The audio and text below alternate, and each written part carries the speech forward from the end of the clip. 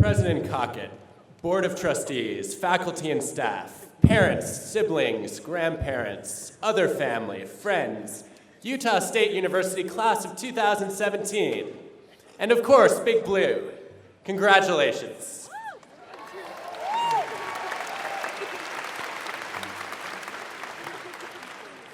Giving a commencement speech is a daunting task. I thought when I finished grad school I was done with homework. But I got to do some homework to prepare for today. And when I started, I have to say, I found more questions than answers. Like, why doesn't anyone deliver Aggie Ice Cream to Philly? Is stealing the wagon wheel an accomplishment I could list on my resume? I didn't find any answers to these questions, and I decided it was time to get down to business. As a psychologist, I did what any self-respecting social scientist would do. I started reading studies of graduation speeches to find out what are these all about. And I decided that I would give a graduation speech about graduation speeches. I was hoping it would be like that Seinfeld episode with the coffee table book about coffee tables. But that's the wrong generation. It'll be like when Ryan Gosling wore a shirt with a picture of Macaulay Culkin on it, and then Macaulay Culkin wore a shirt with a picture of Ryan Gosling wearing that shirt. So today I want to give a meta graduation speech. I want to tell you what I think is missing from other graduation speeches. It turns out that almost every commencement speech is about virtues. You all know virtues well here, living by a set of worthy principles. And it turns out it's pretty easy to be virtuous when things are going well in your life. It's when you're down that your virtues really get tested. Last week, Facebook COO and I, Sheryl Sandberg, published a book, Option B, about building resilience. We all face challenges in life, whether it's a failed exam or a failed marriage, the loss of a football game or the loss of a loved one. And resilience is the muscle that gets us through these events. In the face of adversity, how do we find the strength to stand by our values, to stick to our virtues? Well, when you look at graduation speeches, there are three virtues that turn out to be really popular. They're generosity, authenticity, and grit. And if you want to live by these virtues, you will need resilience in your life. You need resilience to stay generous on the days when you lose faith in humanity. You need resilience to stay true to yourself on the days when other people have lost faith in you. And you need resilience to persevere on the days when you've lost faith in yourself. I love these virtues, but I do worry that if you're too obsessed with any of them, you might undermine your own resilience. And the reason for that is that virtues are a little bit like vitamins. Vitamins are critical for your health. But what happens if you take more vitamins than your body needs? I hope none of you have run the personal experiment to find out. But it turns out that some vitamins, like vitamin C, nothing bad will happen. No harm done if you take too much vitamin C. But other vitamins, like vitamin D, are dangerous in large doses. They can cause serious kidney problems. There was a great philosopher named Aristotle who believed that virtues were a lot like vitamin D. He thought that too little of a virtue was bad, but so was too much. And he argued that every virtue sits in the middle between the vices of deficiency and the vices of excess. Too little humor is dry, too much is silly.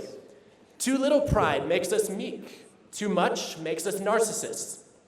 Too much self-restraint leaves you doing homework while your friends are tailgating.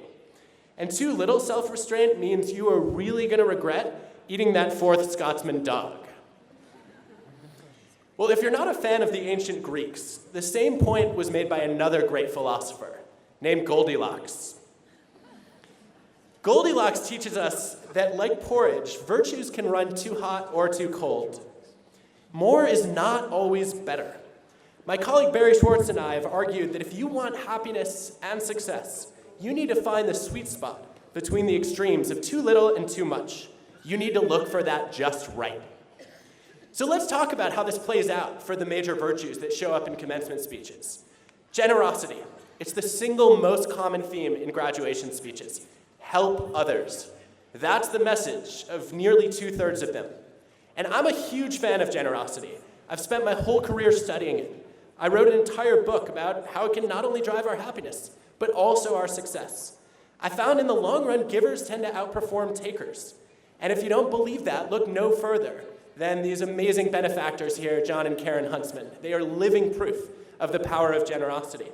And it's true across so many different professions. It's true for engineers, salespeople, doctors.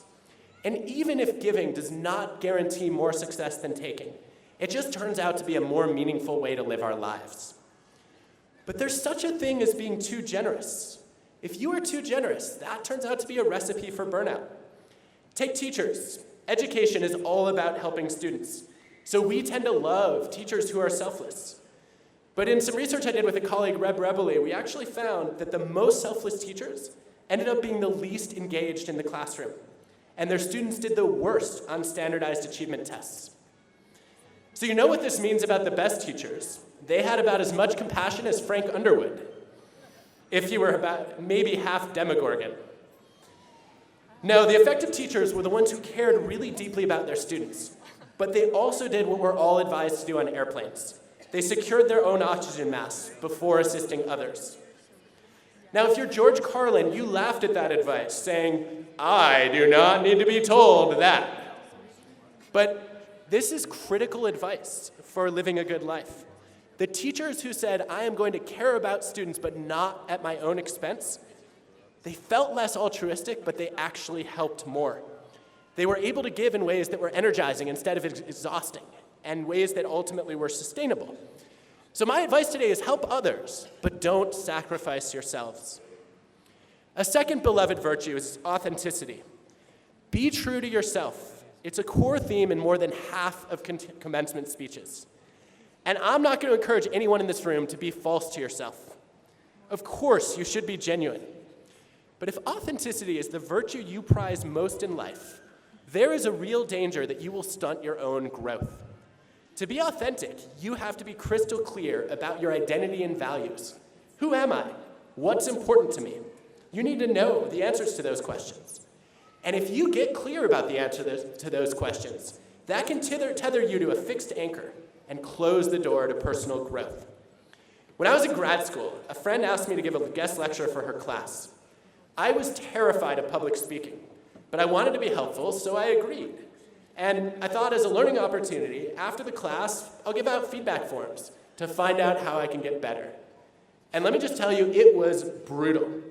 One student wrote that I was so nervous that I was causing all the students to physically shake in their seats. I was shaking too. And let's face it, my authentic self was not a fan of public speaking. But you know what? I've started volunteering to give more guest lectures anyway, knowing it was the only way that I could improve. And I was not being true to myself. I was being true to the self that I wanted to become, someone who was comfortable on stage, giving speeches. Well, a few years later, I was turned down for my first professor job, because after watching me give a presentation, the hiring committee said I would never, ever be able to teach a group of students. Great message for a new professor, right? And I ended up getting hired by a different school.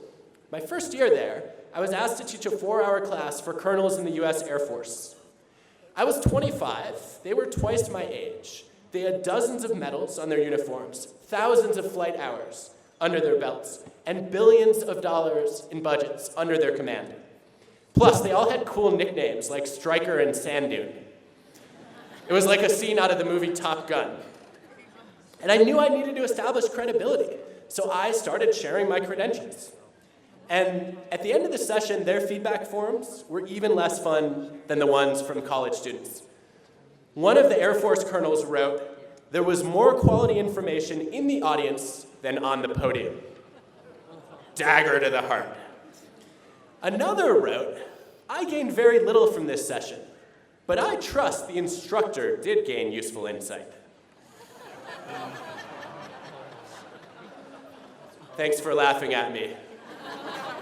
It felt great then, too.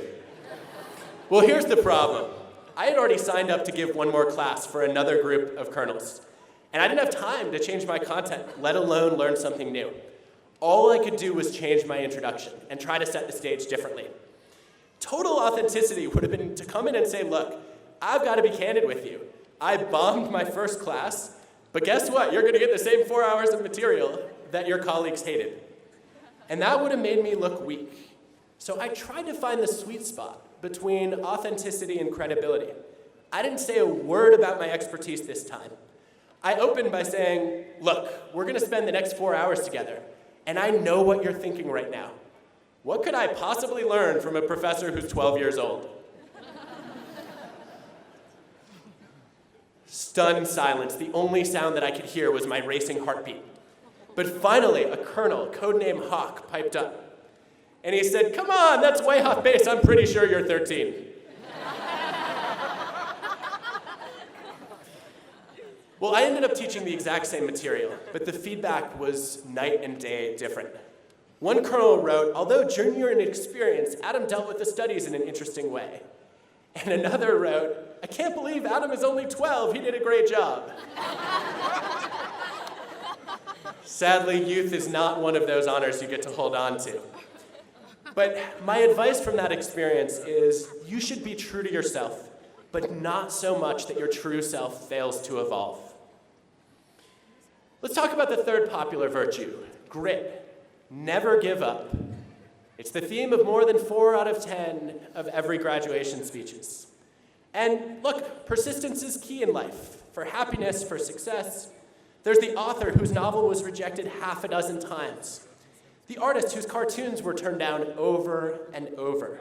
And the musicians who were told, quote, guitar groups are on the way out, and you will never make it in show business. And if they could quit, Harry Potter, Disney, and the Beatles would not exist. So we admire persistence. It's one of the great American virtues. It's something that we hold dear in our hearts. It's something that we aspire for our children to live. But that's only half the story. Because for every J.K. Rowling and Walt Disney and Lennon and McCartney, there are thousands of writers and entrepreneurs and musicians who fail not for lack of grit, but because of how narrowly they apply grit. And I know this from experience. As a kid, I loved sports. I spent hours every day shooting baskets outside my house. And when I didn't make my 6th grade basketball team, I knew it was time for some expert coaching. So I signed up for Chris Webber's basketball camp. I was so excited by this that when the Orlando Magic drafted Chris Webber, I spray painted in giant letters, Shaq and Webber kick butt on my driveway. I don't know why my parents allowed this, but the Magic immediately traded Webber away to another team, and I was stuck with a giant kick butt on my driveway for 3 years. Well, I tried to work my butt off practicing, but I didn't make the 7th grade basketball team. I worked as hard as I could the next year, and I didn't make the 8th grade basketball team. And I started high school under 5 feet tall. I finally realized it was time to give up on basketball. I suddenly had a lot of free time on my hands, and I decided to try diving, the springboard kind, not the scuba kind. I walked into tryouts the first day, and the coach said, do you want the good news or the bad news? And I said, give me the bad news. He said, well, the bad news is you walk like Frankenstein, and my grandmother can jump higher than you. And I said, what's the good news? He said, diving turns out to be a nerd sport. It attracts all the people who are too short for basketball and too slow for track and too wimpy for football. So I have hope for you yet. And you know what? I ended up qualifying for the Junior Olympic Nationals twice by the time I graduated from high school. And I ended up competing at the NCAA Division I level because it was a really easy sport. But what I learned from that experience was that never give up is actually really bad advice. Sometimes quitting is a virtue. And if you want to cultivate the virtue of grit, that doesn't mean keep doing the thing that's failing over and over again. It means defining your dreams broadly enough that you can find new ways to pursue them when your first and second plans fail. I needed to give up on my dream of making the NBA, but I didn't need to give up on my dream of becoming an athlete. All right, a fake athlete.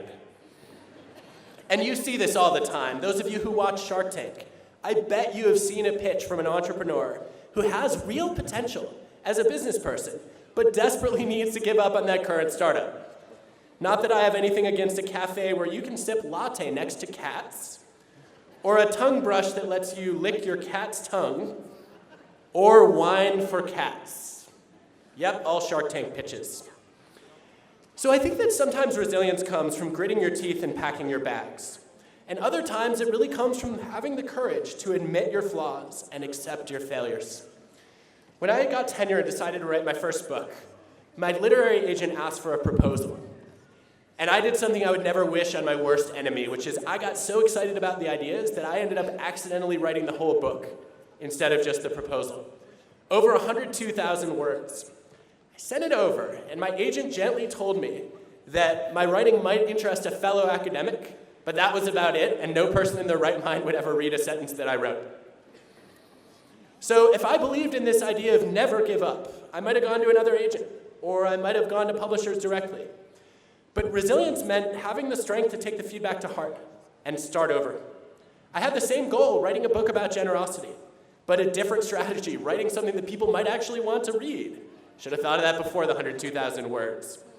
And my agent gave me brilliant advice. He said, write like you teach. So I started over from scratch, and I threw out over 100,000 words. There were a few hundred that I couldn't let go of, which I sort of snuck into the book. But the book that I wrote that time became my first book, Give and Take, and it ended up being the reason that I have the honor of standing here on this stage. And my takeaway from that for you is don't give up on your values, but be willing to give up on your plans. Sometimes there are multiple ways to live that virtue of grit.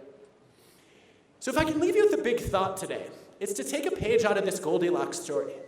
Watch out for virtues that burn too hot, not just too cold. If you want to be happy, successful, resilient, you need to find the right amount of generosity and authenticity and grit, not just the most of each of those virtues. But there's one part of the Goldilocks story that you should not take too literally. Anyone study thermodynamics here by any chance?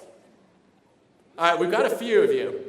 If you know your physics, if you think about the Goldilocks story, you've got 3 different bowls, and the biggest bowl should be the one that retains its heat the longest. But you know what? Goldilocks does not follow the rule of physics, it turns out. Because Papa Bear's is the hottest, as it should be. But why is Mama Bear's porridge too cold, while Baby Bear's is just right? Well, as an academic, I spend a lot of my free time thinking about these kinds of questions. And the only conclusion that I could draw was apparently Mama Bear's porridge got cold while she was busy first making sure that Baby Bear's was just right, and then reheating Papa Bear's bowl so he could build his character by burning his tongue like a proper misogynistic male bear. And I am so thrilled to see that unlike the Bear family in Goldilocks, Utah State University has played a pioneering role in challenging traditional gender stereotypes. Your alumni include astronaut Mary Cleave, one of the first 10 women in space, and Paula Hawkins, the first female senator from the South, and still the only woman elected to the Senate from Florida. And now President Cockett is the first female Aggie president. Congratulations.